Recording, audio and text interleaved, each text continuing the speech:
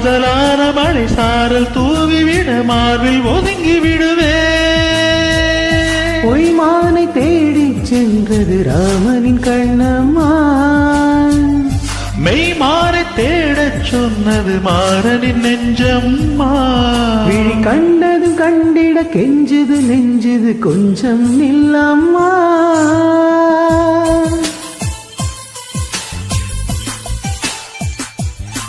நான் வானவில்லையே பார்த்தேன், அதை காணவில்லையே வேர்த்தேன். ஒரு கோடி மின்னலை பார்வை ஜன்னலாய் வீச சொல்லியா கேட்டேன், இனி நிலவை பார்க்கவே மாட்டேன். ஓஹோ